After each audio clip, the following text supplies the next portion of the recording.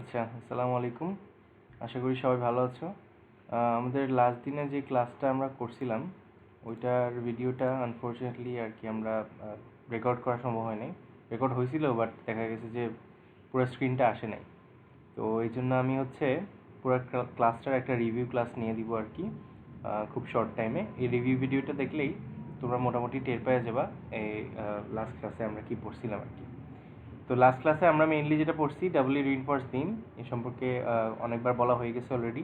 আমি আরও একবার রিপিট করতেছি পুরো সিস্টেমটা। ডাবলি রিইনফোর্স বিম হচ্ছে যখন আমাদের তোমার টেনশন এবং কম্প্রেশন দুইটা জোনে যখন রড থাকে, হ্যাঁ, যে এখানে লেখা আছে beans with tension and compression reinforcement, অর্থাৎ দুইটা পার্টেই মানে টেনশনের যে জোনটা এবং কম্প্রেশন জোন দুইটাতেই রড থাকবে। অর্থাৎ রড হচ্ছে কি একই সাথে টেনশনও নিচ্ছে কম্প্রেশনও নিচ্ছে, আবার নিচের রডগুলো তো টেনশন নিবেই। ঠিক আছে, এটা কখন করা হয়? ইউজুয়ালি যখন আমাদের ক্রস সেকশনটা লিমিটেড থাকে। Compression steel is used for other reasons like long term deflection, reversal moment, hanger bar for stirrups ইত্যাদি কারণে আমরা আসলে ওই যে কম্প্রেশন স্টিল ইউজ করে থাকি, মানে কম্প্রেশন হিসেবে স্টিল ইউজ করে থাকি। যাই হোক, এরপরে আমরা অ্যানালাইসিসের দিকে যদি একটু তাকাই, অ্যানালাইসিসের দিকটা আরেকবার একটু রিভিউ করতে চাচ্ছি।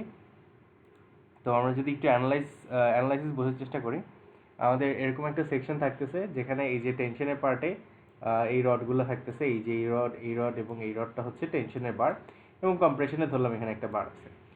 এইটার ক্রস সেকশনাল এরিয়াকে আমরা বলতেছি এএস, এবং এইটার যেটা টেনশন জোন অ্যান্ড কম্প্রেশন জোনের ক্রস সেকশন এরিয়াকে বলতেছি এএস প্রাইম। ঠিক আছে, distance from the top of the portion of the beam to the কী বলে সেন্ট্রয়েড অফ দ্য মানে টেনশন রড, সেটা হচ্ছে আমাদের ডি। আর এখানকার যে ক্লিয়ার কভার মানে কম্প্রেশন জোনের রডের যে ক্লিয়ার কভার ওটাকে বলি আমরা ডি প্রাইম। এই হচ্ছে আমাদের প্যারামিটার। আর বি তো উইডথ অফ দ্য বিম, এটা জানি। এবার যদি আমরা ওর স্ট্রেস স্ট্রেইন ডায়াগ্রামগুলো দেখি তাহলে আমরা কিছু জিনিস বুঝতে পারবো। যেমন আমাদের এখানে ফার্স্টে স্ট্রেইনের ডায়াগ্রামটা যদি একটু বুঝি, এখানে এপসাইলন এস বলতে বোঝানো হচ্ছে এই যে এই পোর্শনটুকু থেকে বোঝা যাচ্ছে যে এটা হচ্ছে আমাদের স্টিলের মানে টেনশন স্টিলের স্ট্রেইন, আর কম্প্রেশন স্টিলের স্ট্রেইনটা হচ্ছে ডায়াগ্রামের এই পোর্শনটুকু, অর্থাৎ এতটুকু। ঠিক আছে, এটা কিন্তু লিনিয়ারলি চেঞ্জ হয়ে যায়। আমরা জানি স্ট্রেইন সবসময় লিনিয়ারলি কাজ করে, অর্থাৎ এখান থেকে এই পর্যন্ত লিনিয়ারভাবে কাজ করছে। ঠিক আছে, আচ্ছা। আর আমরা যদি কংক্রিটের কথা বলি, কংক্রিটের কম্প্রেশনের কারণে কতটুকু স্ট্রেন হয়েছে সেটা আমরা সরাসরি জাস্ট এই যে টপ পোর্শনেই তো কী থাকে কম্প্রেশন, ওই পোর্শনের স্ট্রেনটা পেয়ে গেলাম এপসাইলন ইউ। তাহলে আমাদের এখানে কয়টা জিনিস পাওয়া গেল? Epsilon S, epsilon S prime আর এপসাইলন ইউ। তিনটে জিনিস কোনটা কি আমরা বুঝতে পারতেছি। এটা টেনশন স্টিলের স্ট্রেইন, এটা হচ্ছে তোমার কম্প্রেশন জোন স্টিলের স্ট্রেইন, আর এটা হচ্ছে তোমার কংক্রিটের স্ট্রেইন। এরপরে যদি আমরা এই ডায়াগ্রামে চলে আসি, স্ট্রেসের ডায়াগ্রামে চলে আসি, এটা ছিল স্ট্রেনের ডায়াগ্রাম, এখান থেকে আমরা স্ট্রেসের ডায়াগ্রামকে চলে আসতেছি। এখানে স্ট্রেসের ডায়াগ্রামে আমরা যেটা দেখতে পাচ্ছি, সি হচ্ছে আমাদের কি নিউট্রাল অ্যাক্সিসের পজিশন, অর্থাৎ এই ডিস্টেন্সে গিয়ে আমরা টপ থেকে সি পর্যন্ত ডিস্টেন্সে যদি যাই তাহলে আমরা পেয়ে যাব নিউট্রাল অ্যাক্সিস। ঠিক আছে, এটা হচ্ছে আমাদের নিউট্রাল অ্যাক্সিস। এবার দেখি আমাদের এখানে কি কি ফোর্সেসগুলো কাজ করে। এক নম্বর ফোর্স হচ্ছে আমাদের টেনশনের যে স্টিল, সে কী করবে? টেনশন দিবে। ঠিক আছে, ওর স্ট্রেইন যদি ওর স্ট্রেস তো এফ ওয়াই, আমরা জানি কী বলে স্টিল ইল্ডিং স্ট্রেস হচ্ছে এফ ওয়াই, তার সাথে এরিয়া গুণ করলে কি ফোর্সটা পেয়ে যাব। তাহলে এটা পাচ্ছি কি টেনশনের যে ফোর্স, টেনশন হিসেবে কাজ করতেছে আউটওয়ার্ড মানে টেনশন। আর এদিকে কম্প্রেশন হিসেবে দুইটা পার্ট আমরা দেখতে পাচ্ছি, একটা হচ্ছে কংক্রিট একটা কম্প্রেশন দিচ্ছে। কংক্রিটের কম্প্রেশনটা কতটুকু? এই যে এ অংশটুকু জুড়ে সে কম্প্রেশন দিচ্ছে, ইফেক্টিভ কম্প্রেশন এ ডিস্টেন্স জুড়ে কাজ করতেছে, এবং ওইটার ইন্টেন্সিটি যদি বলি, ইন্টেন্সিটিটা হবে 0.85 এফসি প্রাইম। ঠিক আছে, তাহলে 0.85 এফসি প্রাইম, তার সাথে এই এতটুকু এরিয়া জুড়ে এই কংক্রিটের স্ট্রেসটা কাজ করতেছে, এবং এটা কম্প্রেশন হিসেবে কাজ করতেছে। আর উপরের দিকে দেখা যাচ্ছে, উপরের দিকে আমাদের যে স্টিল আছে সেও একটা কি কম্প্রেসিভ স্ট্রেস দিচ্ছে, and that is S prime F Y. যেহেতু ওর স্টিল এরিয়া হচ্ছে এস প্রাইম আর স্টিলের স্ট্রেস তো সবসময় এফ ওয়াই, তাই এস প্রাইম এফ ওয়াই। আমরা করতেছি কি এটাকে দুইটা পোর্শনে ভাগ করার চেষ্টা করতেছি। একটা পোর্শন হচ্ছে এস প্রাইমের এএস প্রাইম এফ ওয়াই যে পরিমাণ স্ট্রেস দিচ্ছে দুই সাইডে অতটুকু স্ট্রেস আগে রাখতেছি, এটা দিয়ে একটা কাপল তৈরি করার চেষ্টা করতেছি। ঠিক আছে, এটা দিয়ে একটা কাপল তৈরি করার চেষ্টা করতেছি, এএস প্রাইম এফ ওয়াই দিয়ে একটা কাপল, আর হচ্ছে এদিকেও এএস প্রাইম এফ ওয়াই পরিমাণ নিলাম। ঠিক আছে, বাকি থাকতেছে এখানে কতটুকু আমরা জানি এখানে আছে AS prime AS F Y পরিমাণ। তো এখানে যদি এএস প্রাইম এফ ওয়াই পরিমাণ চলে যায়, বাকি থাকতেছে হচ্ছে এএস মাইনাস এএস প্রাইম, এতটুকু থাকতেছে বাকি। এই বাকি পোর্শনটুকু এদিকে টেনশন কাজ করতেছে, আর তার সাথে এদিকে কংক্রিটের তোমার কম্প্রেশন কাজ করতেছে। ঠিক আছে, অর্থাৎ আমরা এই স্ট্রেসের ডায়াগ্রামটাকে দুইটা পোর্শনে ভাগ করে ফেললাম, একটা এটা একটা এটা। একটাতে দেখা যাচ্ছে এরকম একটা কাপল তৈরি হচ্ছে যেখানে দুই সাইডই হচ্ছে S prime F Y S prime F Y, আর এদের ডিস্টেন্স হচ্ছে ডি মাইনাস ডি প্রাইম। আর এই জায়গায় হচ্ছে কংক্রিটের স্ট্রেসটা আসতেছে, এবং এই নিচের রডের বাকি অংশটুকুর যে stress AS minus AS prime into F Y, এই পোর্শনটা আসতেছে। তো এই দুইটা পোর্শনে যোগ করলেই আমরা অ্যাকচুয়ালি টোটাল স্ট্রেসেসগুলো পেয়ে যাচ্ছি। ইভেন যখন মোমেন্ট হিসাব করব, মোমেন্ট হিসাব করার ক্ষেত্রেও আমাদের এই ফোর্স গুণ এই ডিস্টেন্স আমাদেরকে মোমেন্ট দিবে, আবার এই সব জায়গাতেও এই ফোর্স আর এই ফোর্স, এই দুইটা নেট ফোর্স, তার সাথে যে ডিস্টেন্স আসবে ওইটা মোমেন্ট দিবে। আমরা পরবর্তী জিনিসগুলো একটু দেখব। আমরা mn1 যেটা দেখতেছি, mn1 হচ্ছে এই ডায়াগ্রাম অনুযায়ী যে মোমেন্টটা পাচ্ছি সেটা হচ্ছে আমাদের mn1 মোমেন্ট। ঠিক আছে, অর্থাৎ এস প্রাইম এফ ওয়াই যে স্টিলটুকু আছে সে যে পরিমাণ মোমেন্ট প্রোভাইড করতেছে, তাহলে কি ফোর্স ইন্টু ডিস্টেন্স করে দিলেই হয়ে যাবে। এই যে ফোর্স ইন্টু ডিস্টেন্স মোমেন্ট হয়ে গেল।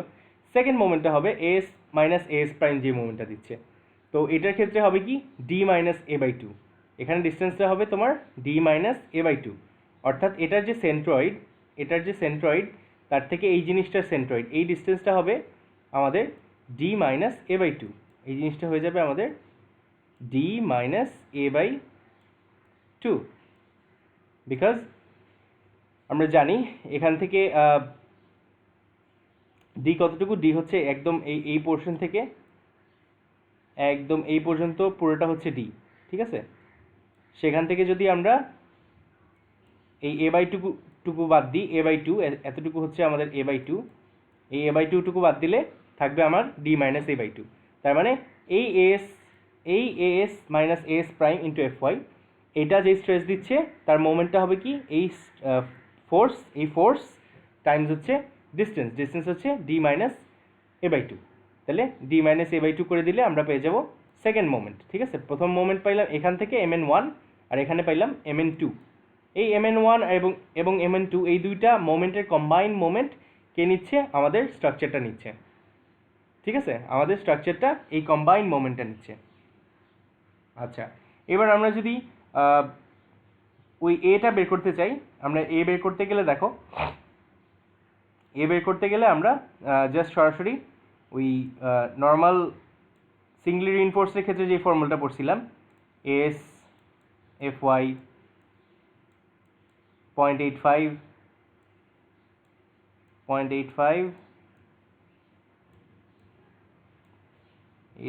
এফসি প্রাইম বি, ওই ফর্মুলাটাই আসতেছে জাস্ট এখানে এফসি প্রাইম বি, ওই ফর্মুলাটা আসছে এখানে just S minus S prime, এই জিনিসটা আসতেছে। ঠিক আছে, ডেপথের ক্ষেত্রে এই জিনিসটা আসতেছে। তো এটা যখন পেয়ে যাব, এটা আমরা এই ফর্মুলা দিয়ে বের করতে পারি, এই ফর্মুলা দিয়ে বের করতে পারি। তো আমরা নিজেদের হিসাবে সুবিধার জন্য একটা ইউজ করি, S minus S prime F 0.85 FC prime B. আর তাহলে টোটাল মোমেন্টটা কী হবে, টোটাল রেজিস্টিং মোমেন্টটা হবে mn1 প্লাস mn2। তার মানে এই মোমেন্ট প্লাস এই মোমেন্ট, এখানে সব কিছুই জানি, আমরা এ বের করার ফর্মুলাটাও দেখছি, তাহলে সব কিছু দেওয়া থাকলে আসলে বেসিক্যালি আমরা সবই বের করতে পারি। ঠিক আছে, মানে নমিনাল মোমেন্টটা আমরা বের করতে পারি।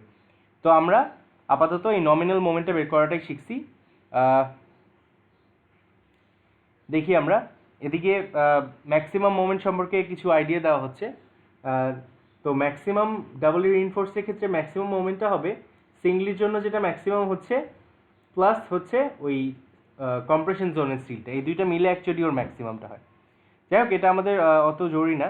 আমাদের এই ক্ষেত্রে জরুরি হচ্ছে রো সি বার যে টার্মটা, এই টার্মটা আমাদের খুব জরুরি। কারণ কি, আমাদের যখন একটা ডাবল রিইনফোর্স বিম আমরা ডিজাইন করি, তখন এখানে দুইটা সিনারিও থাকে। একটা হচ্ছে যে কম্প্রেশনের যে স্টিলটা সে আইদার ইল্ড হয়েও যেতে পারে আবার নাও হতে পারে, বাট টেনশন জোনেরটা অলওয়েজই ইল্ড হবে। যখন ফেলিয়ার হবে তখন টেনশন জোনের স্টিলটা অলওয়েজই ইল্ড হবে, বাট কম্প্রেশন জোনের কী বলে স্টিলটা কংক্রিট ফেলিয়ারের সাথে সাথে সে ইল্ড হতেও পারে, আবার মানে এই জোনটা যখন ভেঙে যাবে কংক্রিট, মানে কংক্রিট আর কম্প্রেশন নিতে পারবে না, তখন এই স্টিলটা ইল্ড হতেও পারে নাও হতে পারে। That depends on the minimum reinforcement ratio, এই যেখানে লেখা আছে minimum tensile reinforcement ratio rho C Y. ঠিক আছে, এই রো সি ওয়াইটা বের করার ফর্মুলা হচ্ছে এইটা। কী কী লাগতেছে এখানে আমরা দেখি। 0.85 beta 1 F C prime by F Y D prime by D লাগতেছে, epsilon U by epsilon U minus epsilon Y. এখন এপসাইলন ওয়াইটা কীভাবে আসবে ওইটা আমরা বের করতে পারবো। এপসাইলন ওয়াই বের করার জন্য আমাদের এপসাইলন ওয়াই কিন্তু সিম্পলি স্ট্রেইন, তাই না? স্ট্রেইন বের করতে গেলে স্ট্রেস বাই স্ট্রেইন হচ্ছে তোমার মডুলাস অফ ইলাস্টিসিটি। তাহলে এফ ওয়াইকে আমরা যদি ইএস দিয়ে ভাগ করে দিই, তাহলে আসলে ইএস দিয়ে ভাগ করি, তাহলে আমরা পেয়ে যাবো এপসাইলন ওয়াই। আর এটার ভ্যালু তো আমরা জানি এপসাইলন ইউ, কংক্রিটের স্ট্রেন তো আমাদের ফিক্সড 0.003 এরকমই আসে সাধারণত, 0.003 এই পরিমাণে আসে। আর এখানে রো প্রাইম আসে। ঠিক আছে, তাহলে আমাদের এই রো সি ওয়াইটা জানা লাগতেছে। এই রো সি ওয়াইটার থেকে যদি আমাদের রো ছোট হয়, এটা যেহেতু minimum this is the minimum tensile reinforcement that will ensure yielding of compression steel at failure। অর্থাৎ এই মিনিমামটুকু যদি রো থাকে, আমার রো যদি মিনিমাম এটা থাকে, তাইলে আমার কম্প্রেশন স্টিলটা ইল্ড করবে। কিন্তু যদি আমার রো এর ভ্যালু এর থেকে বেশি হয়, তাহলে কি এর থেকে যদি কম হয়, হ্যাঁ, তাহলে এর থেকে এটা হচ্ছে মিনিমাম যেটাতে ফেল করেছে, তাহলে এর থেকে বেশি হইলে if the tensile reinforcement is less than the limiting value, এটা যদি এর থেকে কম হয় then neutral axis is sufficiently high, then the compression steel stress at failure is less than the yield stress। অর্থাৎ আমাদের সেই ক্ষেত্রে কম্প্রেশনের স্টিলটা yield করবে না, এটাই বোঝা যাচ্ছে। if the tensile reinforcement is less than the limiting value, আমাদের রোটা যদি লেস হয় লিমিটিং ভ্যালু থেকে, rho is less than rho C Y থেকে যদি রো লেস হয়, মিনিমাম থেকেও কম হয়, then the neutral axis is sufficiently high that the compression steel at failure is less than the yield stress. অর্থাৎ সেই ক্ষেত্রে আমাদের এফএস প্রাইম যেটা আমাদের কম্প্রেশন বারের যে স্ট্রেস, এটা অবশ্যই তখন এফ ওয়াই থেকে কম হবে। ঠিক আছে, এই জিনিসটাই আমরা বুঝতে পারলাম। আচ্ছা, এখন আমাদের ওই স্ট্রেসটা তাহলে কত হবে সেটা বের করার কিছু ফর্মুলাস আছে। আমরা এগুলা না দেখে আমরা আমাদের নাদিমের বই থেকে আমরা কিছু স্টেপস লিখছি, ওগুলো আমি সরাসরি দেখা দিচ্ছি। এগুলো আপাতত দরকার নেই পড়া। আমাদের যেটা লাগতে পারে এখানে, আমাদের এই চার্টটাও ওভাবে দরকার নেই, এটা ফলো না করলেও চলবে। আমাদের সরাসরি এক্সাম্পল লাগবে না, আমরা হচ্ছে হ্যাঁ এই যে এইটা অনুযায়ী আমরা লাস্ট দিন হচ্ছে কিছু প্রবলেমস করছিলাম। এখানে একবারে স্টেপ ওয়াইজ কীভাবে আমরা ক্যালকুলেট করতে পারি, একটা ডাবলি রিইনফোর্স বিমের স্ট্রেসেসগুলো বের করতে পারি এবং মোমেন্ট বের করতে পারি, সেটাই আমরা এখন দেখব। তো প্রথমেই আমাদের ক্যালকুলেট করতে হবে রো। আমরা রো ক্যালকুলেট করে ফেলবো, রো প্রাইম ক্যালকুলেট করে ফেলবো, এটা তো কোনো ব্যাপার না। আর রো মাইনাস রো প্রাইম বের করবো, সাথে সাথে রো ম্যাক্স এবং রো মিন। তো প্রথমে আমাদের চেক করতে হবে যে রো কি গ্রেটার দেন রো ম্যাক্স কিনা। প্রথমেই চেক করতে হবে রো কি গ্রেটার দেন রো ম্যাক্স কিনা। প্রথমেই যদি এটা হয়ে যায় তাহলে এটা সিঙ্গলিভাবে ডিজাইন করা যাবে না, ডাবলিতে নিতে হবে। তো ওইটা করে নেই, ওইটা এমনিতেই বোঝা যাচ্ছে। ডাবলি প্রবলেম দিলে আসলে তখন এমনিই বোঝা যাবে। উপরে রড থাকলে সাধারণত এটা ডাবলই হয়, আর তখন রো ম্যাক্স থেকে বেশি আসবে। তাহলে এটা গেল সিঙ্গলির যে ম্যাক্সিমাম রিইনফোর্সমেন্ট রেশিও, সে এটাকে এক্সিড করছে, তাই এটাকে ডাবলি দিয়ে অ্যানালাইজ করতে হবে। সেকেন্ড স্টেপে কী হবে, রো সি বারটা ক্যালকুলেট করতেছি। আমাদের জানতে হবে যে কম্প্রেশনের স্টিলটা কি ইল্ড করছে নাকি করে নাই। কম্প্রেশনের স্টিলটা যদি ইল্ড করে থাকে কখন করবে, যখন লেস দেন গ্রেটার দেন যে মিনিমামটা হবে, তখন হচ্ছে সে ইল্ড করে যাবে এবং এফএস প্রাইম হবে এফ ওয়াই এর সমান। আর যদি লেস দেন হয়, মিনিমাম যে টেনসাইল রিইনফোর্সমেন্ট আছে কম্প্রেশন জোনের, ওইটা যদি সে না থাকে তাহলে সেই ক্ষেত্রে আমাদের হচ্ছে গিয়ে এফএস প্রাইমটা will be less than F Y, আর লেস হইলে তখন ঝামেলায় ক্যালকুলেশনটা একটু বড়। আচ্ছা, এরপরে ইফ কম্প্রেশন স্টিল yields, সেক্ষেত্রে ফার্স্টে আমরা ইল্ডিংয়ের কাহিনী বলতেছি, যে যদি কম্প্রেশনটা ইল্ড করে, মানে প্রথম কেস হলে খুব সোজা, তখন হচ্ছে আমাদের রো ম্যাক্সটা রো মাইনাস রো প্রাইম এবং রো মিনের থেকে ছোট হইতে হয়, মানে এই দুইটার রেঞ্জের মাঝামাঝি হতে হয়, মাঝামাঝি হলে চলে। এরপরে আমরা এ বের করব S minus S prime F Y 0.85 F seven B. এরপরে সরাসরি এই সূত্রে বসে দিব, যে সূত্র আমরা এর আগে দেখলাম।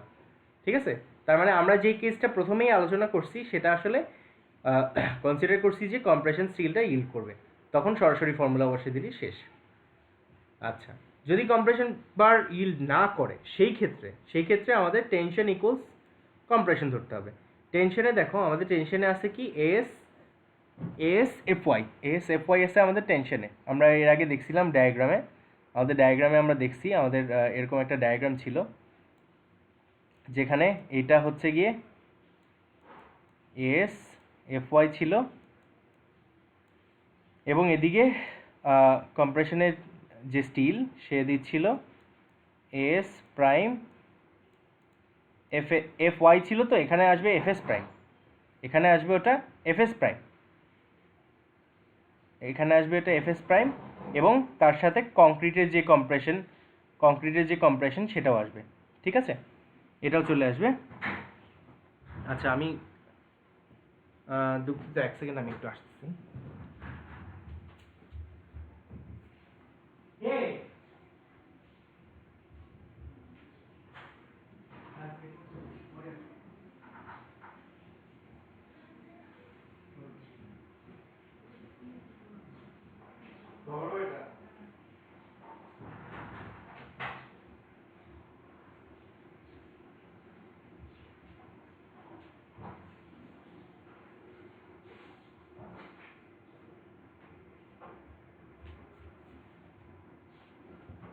আচ্ছা, দুঃখিত।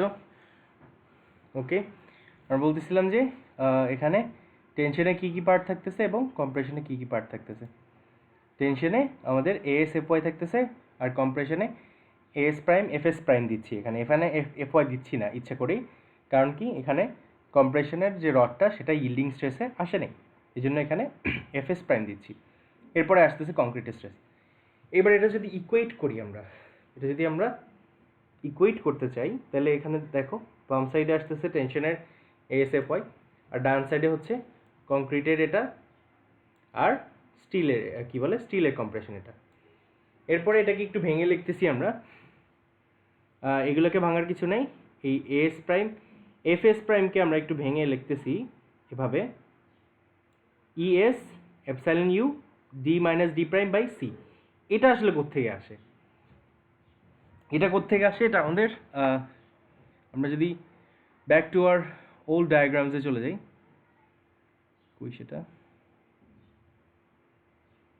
এই যে এইখানকার ডায়াগ্রামে যদি আমরা চলে যাই, এখানে সি ডি সব কিছুই আমাদের জানা আছে। দেখো, আমাদের যদি এইদিকে এরকম ডায়াগ্রাম হয়, হ্যাঁ, এরকম সিমিলার ট্রায়াঙ্গেল দিয়ে আমরা কিন্তু বের করে ফেলতে পারি, কারণ এই পার্টটা হচ্ছে আমাদের সি, হ্যাঁ, এই পার্টটা ডি, এদিকে আমাদের এপসাইলন এস, আর এখানে এপসাইলন এস প্রাইম। আচ্ছা, না, এটা হচ্ছে এপসাইলন ইউ, আর একটু নিচে যদি যাই আমরা, একটু নিচে যেটা হচ্ছে ডি প্রাইম ডিস্টেন্সে, ওই ডি প্রাইম ডিস্টেন্সে এই ভ্যালুটা হচ্ছে আমাদের এপসাইলন এস প্রাইম। এখন আমরা যদি এই দুইটাকে সিমিলার ট্রায়াঙ্গেল হিসেবে নেই, এই দুইটাকে আমরা যদি বড় করে আঁকি, এখানে সিমিলার ট্রায়াঙ্গেল হিসেবে দুইটা পার্ট নেওয়া যাচ্ছে। এখানে এই ছোট পার্টটা হয়ে যাচ্ছে তোমার C minus D prime, similar triangle থেকে দেখা যাচ্ছে এটা সি মাইনাস ডি প্রাইম, আর এই টোটালটা হচ্ছে আমার, টোটালটার কথা বলি এপসাইলন ইউ দিয়ে, এপসাইলন ইউ দিলে এটা হচ্ছে খালি সি। আর এই ভ্যালু দুটো তো আমরা জানি, একটা হচ্ছে এপসাইলন এস প্রাইম, এই নিচের ভ্যালুটা এপসাইলন এস প্রাইম, আর উপরেরটা হচ্ছে এপসাইলন ইউ। এই দুইটাকে যদি আমরা সিমিলার ট্রায়াঙ্গেলে নেই, এই দুইটা পার্টকে যদি সিমিলার ট্রায়াঙ্গেল নেই, তাইলে আমরা সুন্দর করে যে রিলেশনটা দেখলাম, এই যে এখানকার রিলেশনটা চলে আসে, এই যে এই পার্টটা চলে আসে, এই পার্টটা। আচ্ছা আমরা একটু মুছে দেই, রেজারটা কোথায়,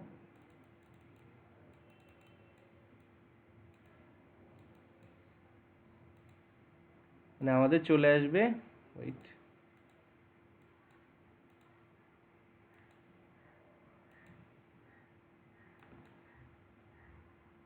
এই পার্টটা চলে আসবে, সিমিলার ট্রায়াঙ্গেল ইউজ করলে এই পার্টটা চলে আসবে।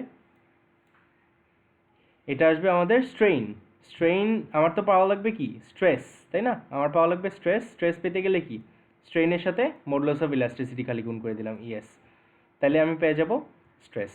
তাহলে এই এরকম একটা ইকুয়েশন পেয়ে গেলাম ASFY, তার সাথে 0.85 beta 1 B into C into FC prime, এটা করলাম, তার সাথে S epsilon U ES C minus D prime by C, মানে জাস্ট পুরোটা ইকুয়েশন থেকে আসলো। এটা সলভ করে আমরা বের করব সি এর ভ্যালুটা বসাই দিব এই ইকুয়েশনে বসাইলে পেয়ে যাব স্ট্রেস কিভাবে, এতটুকু কি স্ট্রেইন আর এতটুকু হচ্ছে মডুলাস অফ ইলাস্টিসিটি, এই দুইটা গুণ করলে আমরা পেয়ে যাব স্ট্রেইন আর ইলাস্টিসিটি গুণ করলে পাবো এটা স্ট্রেস এফএস প্রাইম। এবার এফএস প্রাইম বের করার জন্য আরেকটা চেক দিতে হবে যে rho minus rho prime into FS prime by FY, এটা যদি রো ম্যাক্স আর রো মিনের ভিতরে থাকে তাহলে ঠিক আছে, ওকে। এরপর আমরা জাস্ট ক্যালকুলেট করব। দেখো সূত্রটা কাছাকাছি, ওখানে এস মাইনাস এস প্রাইম ছিল ইন্টু এফওয়াই ছিল, কিন্তু এখানে এফওয়াই এস এর সাথে আর এস প্রাইম এফএস প্রাইমের সাথে, দুটো জাস্ট সেপারেট। সেখান থেকে এ পাবো, এ থেকে এই যে ফাই এম এন পাবো। আর আমাদের অনেক সময় ওই যে ফাইটা তো 0.9 নাও হতে পারে, তাই না? ফাইয়ের মান কিন্তু এমনিতে আমরা 0.9 বসাই, কিন্তু এটা 0.9 নাও হতে পারে। সেই ক্ষেত্রে আমাদের এপসাইলন টিটা বের করে দেখতে হবে যে এই ভ্যালুটা তোমার ফাইয়ের কোন মানটাকে নির্দেশ করতেছে, ঠিক আছে? আচ্ছা এবার আমরা ফাইন্ড ফাই এম এন এর একটা ম্যাথ করি, যেটা আমরা লাস্ট দিন দেখছিলাম, এখানে নিলসেনের বইয়ের একটা ম্যাথ বলতেছিলাম। নিচে 6টা রড নাম্বার 10, উপরে 2টা রড নাম্বার 8, 2.5 ক্লিয়ার কভার, এটাই ডি প্রাইমের মান, এটা ডি এর মান, ঠিক আছে? এগুলো সব মার্ক করে দিচ্ছি, এটা ডি, এটা ডি প্রাইম, এটা বি। আচ্ছা ফার্স্টে এএস বের করলাম, এএস প্রাইম বের করলাম, রো বের করলাম, রো প্রাইম বের করলাম, রো ম্যাক্স রো মিন। তো দেখা যাচ্ছে আমাদের এই রোটা অবশ্যই কি রো ম্যাক্স থেকে বড়, তাই আমরা কি এটা নিতে পারছি না, এটাকে সিঙ্গল হিসেবে ট্রিট করতে পারছি না, এটাকে ডাবল হিসেবেই ট্রিট করা লাগতেছে। আচ্ছা সেকেন্ড কাজ হচ্ছে minimum tensile reinforcement rho C Y বের করতে। 0.85 FC prime beta 1 FC prime by FY D prime by D U minus epsilon U minus epsilon Y. এখন এপসাইলন ওয়াইটা কীভাবে পাবো, এটা আমাদের ক্যালকুলেট করতে হবে। এপসাইলন ওয়াই ইকুয়ালস টু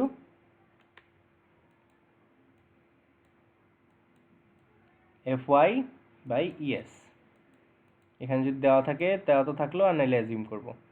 আমাদের Fy দেওয়া আছে আর ES 29,000 অ্যাজিউম করলে এটার কাছাকাছি একটা ভ্যালু আসবে, ওকে। এরপরে হচ্ছে আমরা প্লাস হচ্ছে রোবার বের করলাম, তাতে আমাদের টোটাল রো সি বারটা আসলো। এখন দেখা যাচ্ছে যে এটা গ্রেটার দেন মিনিমাম রিইনফোর্সমেন্ট, তার মানে কম্প্রেশন বারটা ইল্ড করেছে। এরপরে আমরা বের করলাম রো মাইনাস রো প্রাইম, যেটা ম্যাক্সিমাম এবং মিনিমামের মধ্যে আছে। তা অনেকে প্রশ্ন করতেছিল যে এইটার মধ্যে যদি না থাকে তাহলে কী করব, এটার মধ্যে থাকবে, হ্যাঁ, এটার মধ্যে না থাকার আসলে উপায় নেই, এটা থাকবে। এই মানে এই চেকটা ফাউই করতেছি, এটা না করলেও চলতে হয়তো বা। আচ্ছা এরপরে আমরা এ বের করতেছি, এ বের করলেই কিন্তু মোমেন্ট বের করা যায়, হ্যাঁ, আর কিছু লাগে না। কিন্তু আমরা এপসাইলন টিটা বের করার জন্য আগে সিটা বের করতেছি, সি সমান সমান এ বাই বিটা 1। এরপরে এপসাইলন টি বের করার একটা ফর্মুলা আছে আমাদের। এপসাইলন টির ফর্মুলা কি, epsilon U into D minus C, D minus C by C, এটা বসাই দিলে, যদি এখানে ডিটি ইউজ করা হয়েছে, যাই হোক একই কথা, ডিটি ইউজ করতে পারো এখানে। এই ক্ষেত্রে ডি এর ডিটি সমান, যেহেতু 2 লেয়ারের রড। আচ্ছা, এরপরে হচ্ছে, হ্যাঁ, এরপরে আমরা জাস্ট এমএন এর সূত্র বসাই দিলে ফাই এমএন বের হয়ে যাবে সূত্র করে, কোনো ঝামেলা নেই। সেকেন্ড পার্টটাতে নাদিমের প্রবলেম যেটা একটা আছে,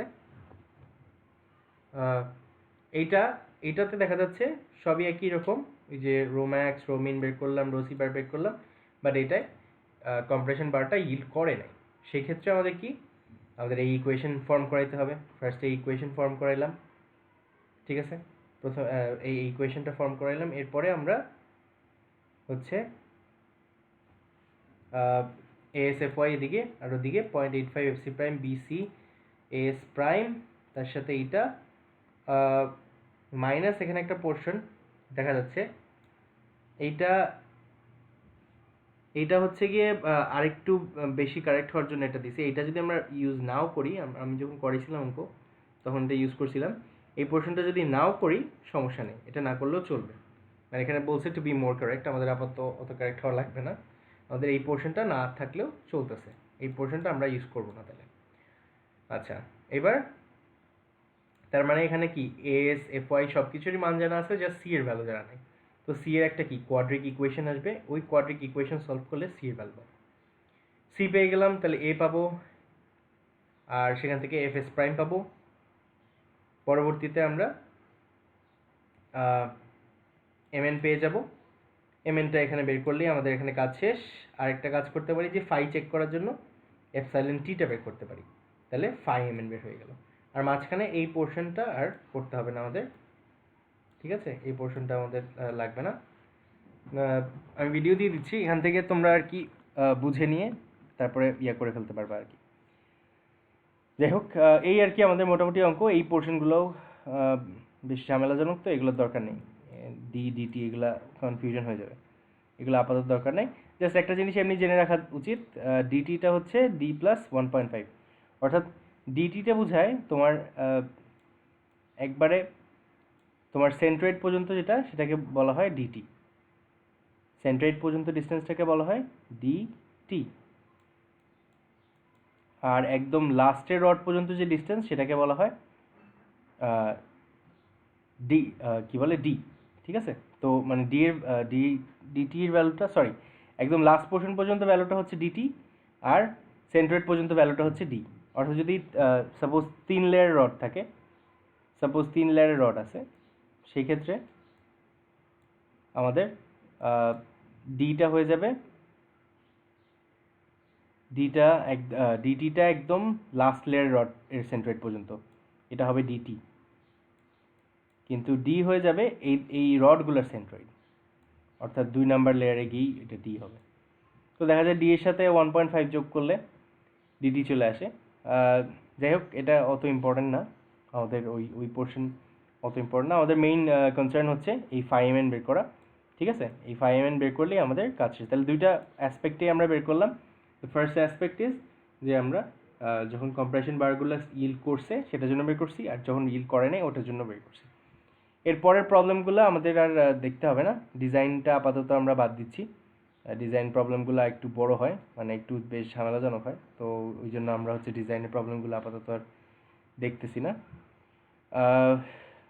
পরবর্তীতে যদি টাইম থাকে তাহলে আমরা ডিজাইন প্রবলেমগুলো দেখব।